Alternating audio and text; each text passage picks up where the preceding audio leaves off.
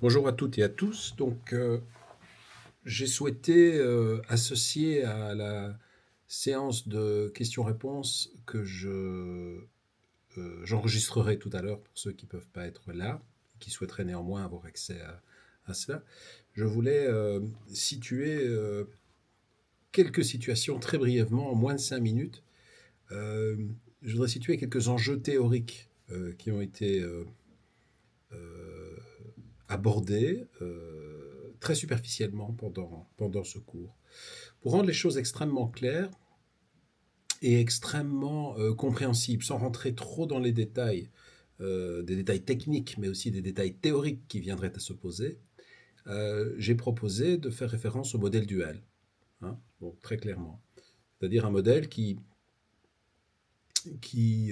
théorise, on peut dire, ou permet de comprendre le phénomène addictif par le fait d'un déséquilibre entre des processus automatiques, on dira sensibilisés, c'est-à-dire dont le signal ne cesse d'augmenter.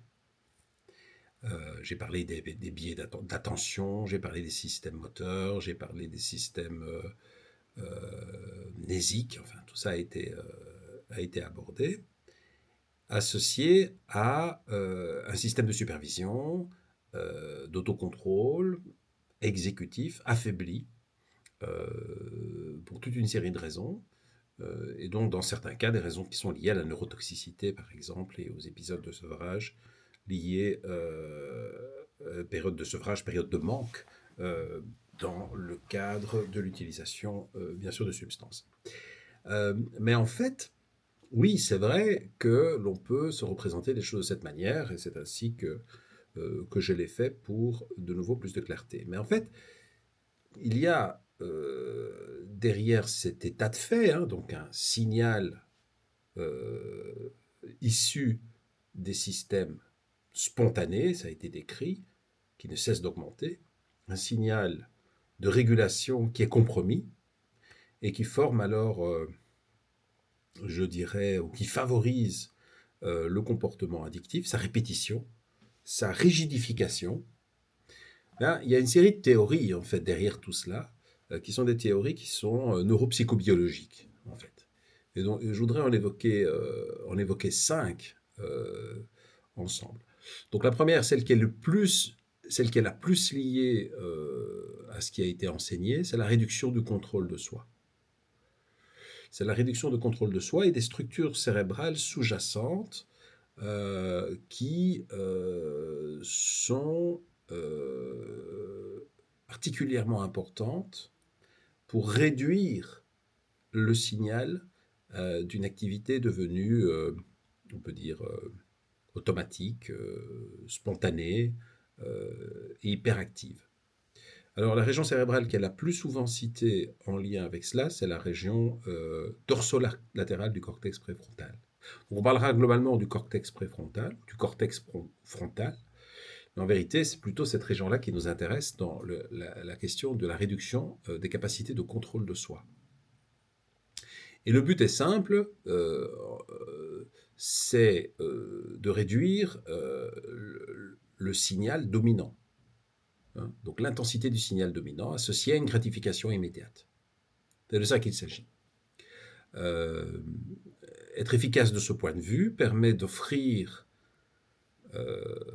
à la décision, à la prise de décision, euh, des options qui sont des options qui tiennent davantage compte des conséquences différées, conséquences à long terme et à moyen terme. Donc, ce qu'il faut comprendre, c'est que ce n'est pas simplement le fait de savoir qu'il y a des conséquences négatives qui jouent un rôle important en l'occurrence, mais c'est le fait d'intégrer cette connaissance dans les processus décisionnels. Donc, toute une série de fonctions sont impliquées là-dedans, la flexibilité mentale, l'inhibition de la réponse, mais aussi le fait de, je dirais, voyager mentalement ou simuler mentalement différentes possibilités. Donc si on simule mentalement différentes possibilités, prenons par exemple un examen à l'université, l'échec d'un examen, et qu'on essaie de se représenter la manière dont on se sentira suite à un échec, cette capacité à installer un contexte qui ne s'est pas produit, mais qui pourrait se produire, pourrait avoir un effet considérable sur l'intensité de la réponse spontanée qui était, par exemple, procrastiner. Donc dès lors que vous avez simulé une réalité qui pouvait advenir, vous introduisez dans le mécanisme de prise de décision, je dirais, un nouveau paramétrage des effets escomptés à court terme et à long terme. Typiquement, pour l'exemple que je viens de donner, le fait que vous représentiez vous-même en situation d'échec, par exemple de devoir repasser un examen ou être démuni en examen oral, enfin toute une série de choses, l'estime de soi, enfin toutes ces choses, pourrait jouer un rôle tout à fait déterminant dans la manière dont vous allez calculer l'utilité de votre comportement en période de préparation scolaire. Vous voyez ? C'est la même chose avec les addictions. L'expérience de la rechute, par exemple, quand on a décidé d'arrêter de boire ou d'arrêter de fumer, etc., c'est une expérience qui est très abstraite et la rendre très concrète va avoir ce rôle-là. Donc l'expérience clinique d'inviter la personne à se représenter mentalement ce qu'elle serait dans différents scénarios possibles, va avoir un rôle, j'ai envie de dire, organique. C'est-à-dire qu'elle va venir modifier profondément l'implication des régions qui sont impliquées dans l'anticipation des effets à court terme et à long terme.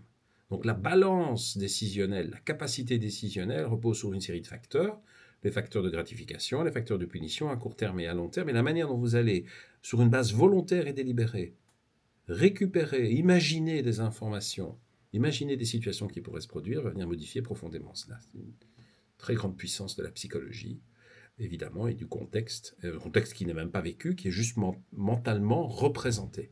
Oui. Donc je me figure une puissance considérable, en fait, de la manière dont la personne se représente elle-même dans des situations distantes de l'expérience actuelle, récente. Et je me figure également que dans le domaine des addictions, cette faculté mentale puisse être perturbée ou en tout cas simplement mis au profit de la consommation et il est plus difficile de générer des représentations alternatives. Donc ça c'est pour le premier point, c'est la réduction du contrôle de soi par des mécanismes compliqués. Donc c'est le fonction exécutive bien sûr, mais ça va beaucoup plus loin que ça, hein. C'est la capacité à voyager mentalement dans le temps, etc. Toutes des choses qui devraient être évidemment approfondies. La deuxième chose, c'est l'hypersensibilité aux stimuli qui sont liés à l'addiction. L'idée étant qu'il y a un réseau qu'on appelle amygdalo-striatal qui réagit très rapidement à l'idée, à la perception, à la probabilité en vérité, accrue de pouvoir consommer. La probabilité accrue de pouvoir consommer, et encore plus dans des situations qui sont des situations que la personne perçoit comme très difficiles à vivre, notamment les émotions négatives. Les études plus récentes indiquent vraiment ça, c'est que les rechutes de manière s'opèrent, se réalisent dans des situations d'émotionnalité négative, parfois positive, mais le plus souvent négative. Et donc l'idée, c'est que si vous avez une expérience négative que vous vivez et que vous avez une forte probabilité d'avoir accès à un certain produit, automatiquement, il y a une forte probabilité que l'effet attendu génère toute une série de mécanismes, le désir de boire, les biais d'attention, la récupération des informations positives liées à la consommation et toutes ces choses-là. Donc ça, c'est ce qu'on appelle l'hypersensibilité aux stimuli liés à l'alcool. Un point très très important, c'est qui n'a pas été abordé en profondeur ici. On a beaucoup parlé des émotions et on a beaucoup dit que les émotions peuvent jouer un rôle déterminant dans la manière dont les personnes agissent. Évidemment, vont jouer un rôle déterminant sur les mécanismes par lesquels les personnes agissent. Et l'un des points importants, c'est la dérégulation du système stress, donc le système HPA. Peut être dérégulé à un point tel, alors il y a toute une série de dérégulations possibles. Le fait par exemple que quand on est confronté à une situation de stress, on ne parvient pas à retrouver un état non-stress. Ça veut dire que la personne est surexposée au stress chronique, par exemple. Donc ça, c'est un manque de flexibilité des systèmes. Alors ça a été conceptualisé dans la littérature par le fait qu'en temps normal, dans une situation ordinaire, un événement de stress, même très intense, est soumis à des règles. Donc le système est soumis à des contraintes, et puis ce système ensuite est soumis à des règles de restabilisation, ce qu'on appelle l'homéostase. Et donc l'idée ici, dans le domaine des addictions, ça a été conceptualisé essentiellement par rapport à partir des données des études animales, c'est que ces systèmes ne se remettent pas. Donc il n'y a pas de recette, reset de ces systèmes. Ces systèmes ne se remettent pas dans une situation d'équilibre, qu'on appelle l'homéostase. Au contraire, se mettent dans une position, je veux dire, de pseudo-équilibre, qu'on appelle allostase. Enfin, l'idée finale, c'est que la personne est considérablement sensibilisée et considérablement exposée aux éléments, aux affects négatifs. Les affects négatifs jouent un rôle absolument déterminant dans les addictions.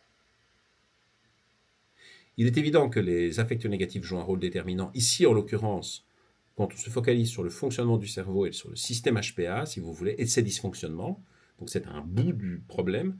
Évidemment, le bout le plus considérable du problème, c'est que l'addiction, par sa définition même, endommage les capacités psychosociales des personnes, endommage, détériore les relations aux autres.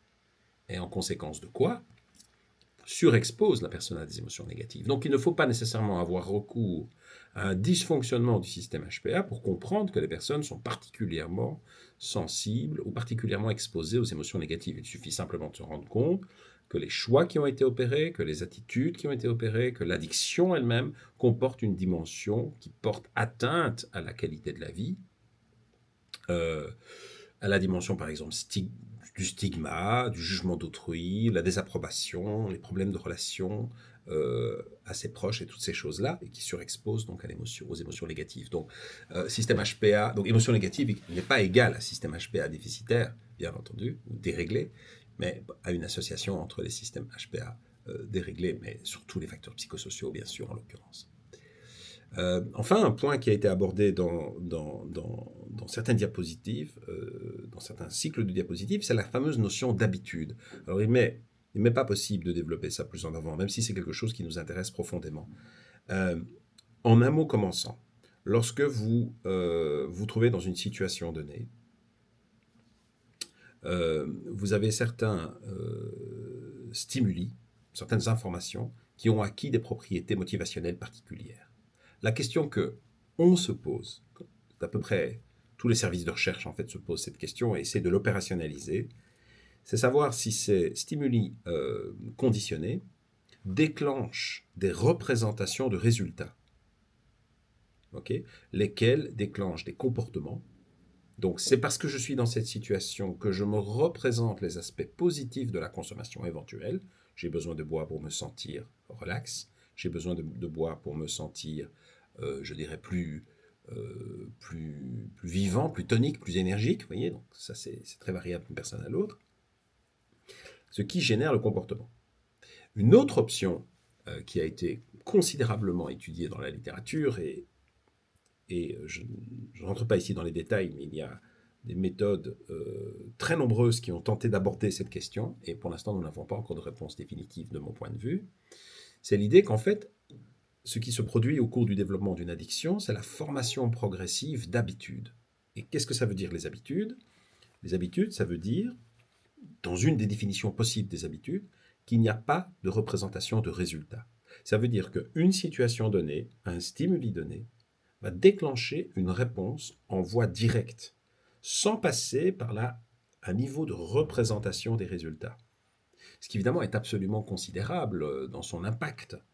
Donc, si vous voulez, la personne fonctionnerait plus en termes de stimulus-réponse.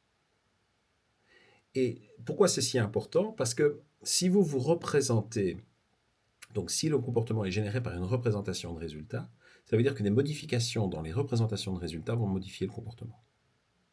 Donc, je répète, si vous consommez par exemple de l'alcool ou n'importe quelle autre substance dans des conditions qui génèrent des attentes positives à l'égard de l'alcool. Par exemple, boire va me rendre plus relax, va me détendre ou moins anxieux, typiquement ce qu'on retrouve. À ce moment-là, si l'on trouve des solutions à la gestion de l'anxiété qui affaiblissent le niveau d'attente que la personne a par rapport à la consommation, eh bien, si l'on fait ça, on change de comportement. C'est typiquement ce qui se passe en psychologie clinique dans la plupart des modèles. La plupart des modèles en psychologie clinique, impossible de rentrer dans cette discussion-là, même si je trouve qu'elle est incroyablement intéressante, c'est qu'en modifiant la fonction du comportement, c'est-à-dire en modifiant les représentations des résultats à atteindre, représentation consciente, représentation inconsciente. Là encore, tout un schéma de discussion et un schéma lexical, un champ lexical à définir. En modifiant cela, on modifie le comportement. Vous voyez? Donc, pourquoi tu bois? Dans le fond, ça te sert à ça. Je vais tenter d'identifier des stratégies autres pour réduire ton anxiété, par exemple.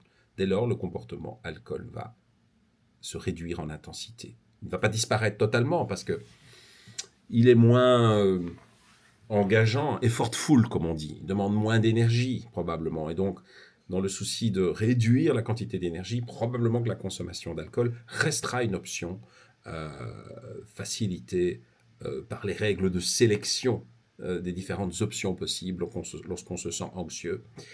Et malgré tout, le risque de consommer sera probablement toujours très élevé.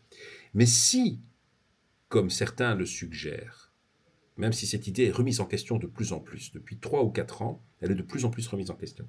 Si, comme certains le suggèrent, certaines informations, par exemple, je me sens stressé, engagent automatiquement un comportement, je bois, sans représentation consciente ou inconsciente d'un résultat à atteindre, là on est devant un problème, parce que ça veut dire que si on fait beaucoup d'efforts sur le plan clinique pour réduire le poids, réduire, je dirais, le poids des attentes, hein, on va appeler ça comme ça, ou les associations qui sous-tendent les attentes. Tout ça est extrêmement débattu en ce moment par les psychologues, par les neurobiologistes, mais beaucoup par les psychologues,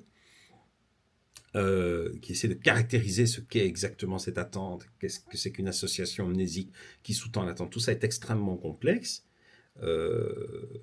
voire un peu, comment dirais-je, un peu touffu, un peu difficile à caractériser. S'il n'y a pas ce système de représentation, d'attente, de résultats, à ce moment-là, on a beau travailler sur trouver d'autres solutions pour obtenir les mêmes résultats, le système, les mécanismes qui génèrent l'addiction restent essentiellement non atteints, essentiellement préservés. Et donc la personne en situation donnée, en dépit de tout ce qui aura été fait pour que cette réponse soit remplacée par une réponse plus adaptée, en situation donnée, la personne pourrait avoir envie de boire, tout simplement. Avoir envie de boire. Et ça ne bougera pas. Ça ne bougera pas même si vous trouvez des stratégies alternatives, etc. Pour la raison fondamentale qu'il n'y a pas, ou il y a peu de représentation de résultats lors du déclenchement, lors de la prise de décision. Il n'y aurait plus cela.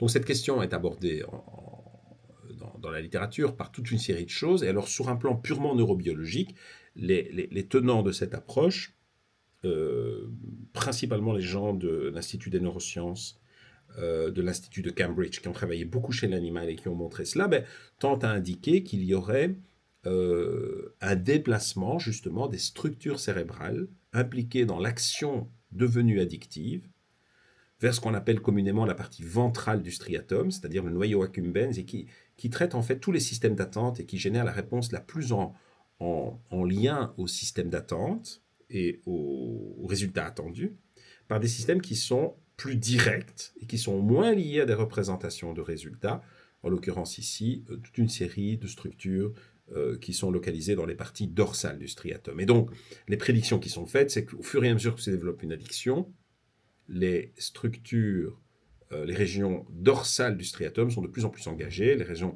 ventrales du striatum sont de moins en moins engagées, de sorte qu'il ne vaut pas tellement la peine, en fait, de s'intéresser au striatum ventral et qu'il faudrait peut-être mieux s'intéresser à désensibiliser ou modifier le système qui implique les structures qui sont impliquées dans l'expression des habitudes, beaucoup moins que dans ce qu'on appelle les comportements orientés vers un but. Les comportements orientés vers un but, c'est simplement des comportements qui sont sous-tendus par une représentation de résultats. Les comportements habituels, c'est des comportements qui ne sont pas représentés, qui ne sont pas sous-tendus par une représentation de résultats. Voilà. Et donc, il résulte de toutes ces possibilités qu'on ait un signal très fort et très automatique pour des raisons qui demeurent encore à être déterminées. C'est ce que ce cours suggère. Signal très fort, mais on n'a pas identifié très exactement d'où vient ce signal. comment il se produit. Est-ce qu'il est goal-directed? Est-ce qu'il est habituel? Est-ce qu'il est lié à des phénomènes de sensibilisation attentionnelle, etc. Ça n'a pas été suffisamment approfondi, bien entendu, parce que ce cours ne le permet pas dans son format actuel. Ou bien, si ce n'est pas goal-directed, habituel, et puis les conséquences que ça a du point de vue clinique. Du point de vue clinique, lorsqu'on s'intéresse au cerveau, on ne va pas s'intéresser normalement aux mêmes régions selon que l'on pense que le comportement est le fruit d'une habitude ou le comportement est le fruit d'un comportement orienté vers un but. Par exemple, si on s'intéresse par exemple à l'orientation vers un but, on s'intéresse à une région du cerveau très particulière qui s'appelle la région orbitofrontale du cortex préfrontal. Donc orbitofrontale. Pourquoi est-ce que cette région est tellement importante? Parce que c'est précisément une des régions qui permet de connecter les représentations de résultats, donc la valeur donnée au comportement, en fonction des résultats attendus et de la probabilité qu'il se fasse, etc. Enfin, tout ça est assez complexe, mais une représentation des résultats, une représentation de valeur de comportement. Et cette région-là, évidemment, elle est particulièrement pertinente. Il est particulièrement d'essayer de l'atteindre par la neurostimulation, par la médication, peu importe. Il serait particulièrement pertinent d'essayer de l'atteindre si l'on est bien dans la condition de comportements qui sont orientés vers des buts et qui le sont de manière intense et extrêmement forte. Ce qu'on appelle, dans le langage des neurosciences qui s'intéresse à cette région-là, c'est ce qu'on appelle le gain de fonction. Le gain de fonction, c'est l'idée que cette région cérébrale, en fait, déclenche davantage d'activités, davantage engagées dans des actions qui sont des actions addictives. Et puis, si l'on ne s'intéresse pas, et si on pense que ce n'est pas le cas, on s'intéresse alors plutôt à l'idée que, on s'attendrait alors plutôt à l'idée que cette fonction soit hypoactivée. C'est-à-dire que dans les comportements qui ont l'air très motivés par des valeurs fortes, personne va consommer, va dépenser énormément d'énergie pour pouvoir consommer, on s'attend à ce qu'il y ait un gain de fonction, donc une hyperactivation de ces régions.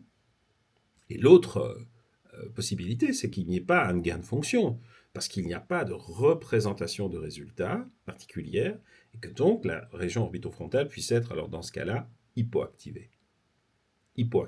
Et c'est ce qui peut se produire. Donc vous voyez que derrière toutes ces questions de savoir, mais dans le fond, d'où viennent les comportements, quels sont les processus et les mécanismes, on a en fait différents niveaux d'abstraction, différentes réponses caractérisées par des niveaux d'abstraction différents. Donc, le plus général, c'est celui du modèle dual, mais qu'en fait, qui spécifie assez peu les mécanismes sous-jacents finalement. En tout cas tel que ça a été présenté, de manière à ce que tout le monde puisse bien comprendre en quelques heures de quoi il s'agit. Et si on rentre dans les détails de qu'est-ce que c'est que la machinerie profonde qui générerait un signal très fort dans une situation donnée pour consommer quelque chose, parce que c'est ce que la plupart des personnes qui ont des addictions communiquent, c'est dans ce contexte-là, j'y pensais pas, et puis tout d'un coup, je pensais plus qu'à ça. Et cette idée était récurrente dans mon esprit, elle revenait sans cesse. Et puis je voyais bien que tout mon corps était orienté vers la consommation, de quelque type que ce soit. Qu'est-ce qui se passe? Quels sont les systèmes engagés? Quels sont les types de représentations mentales engagées? Comment tout ça se produit? Évidemment, d'une extrême complexité. Il n'est pas impossible d'ailleurs, il est même plutôt probable, en fait, pour être totalement clair, que les processus engagés soient très hétérogènes. Ça veut dire qu'un même comportement d'addiction, je veux dire par là un critère, un syndrome addiction tel qu'il peut être défini par le diagnostic, le DSM-5 ou d'autres échelles auto-rapportées, eh bien, ce comportement puisse être lié à des mécanismes de nature différente. Vous voyez? Donc ça, c'est ce qu'on appelle, c'est ce qu'on appellerait le principe d'équifinalité d'un certain point de vue. C'est-à-dire que plusieurs processus différents peuvent donner lieu à un comportement donné. Et là, on devrait alors absolument tenter de saisir cette hétérogénéité parvenir à évaluer la personne en difficulté de manière qui ne soit pas trop contraignante, mais qui nous donne une indication précise des mécanismes qui sont les plus actifs dans son cas précis. Si l'on admet et l'on reconnaît et l'on endosse pleinement le concept d'équifinalité. Voilà. Voilà ce que je voulais communiquer en plus, et je vous donne également un visuel en incrustation de ce que je présente. Je vous donne un visuel qui inclut, qui situe un peu dans le cerveau, en termes de, grosso modo, dans le cerveau, les différents mécanismes que je viens d'aborder ici, système habituel, goal-directed, contrôle, système HPA, etc., en lien avec l'addiction, de manière à ce que vous puissiez vous faire une idée que tout ça complexifie considérablement, en fait, la compréhension de l'addiction, en introduisant certes beaucoup d'inconnus d'un point de vue recherche, mais ça c'est intéressant pour les chercheurs, hein, bien entendu, mais aussi beaucoup d'hétérogénéité. Ça c'est un peu plus embêtant. Ça veut dire qu'un comportement donné pourrait être le fruit de l'interaction de systèmes multiples et variés d'une personne à l'autre, alors que les signes cliniques semblent identiques. Ça c'est assez ennuyeux. Mais c'est probablement la direction que nous allons suivre, qu'il faudra suivre dans les années à venir, tout en faisant en sorte que les phases d'évaluation et du diagnostic ne pèsent pas trop lourd lors notamment de la prise en charge, ce qui est un vrai sujet. Voilà, j'en ai fini. Au revoir.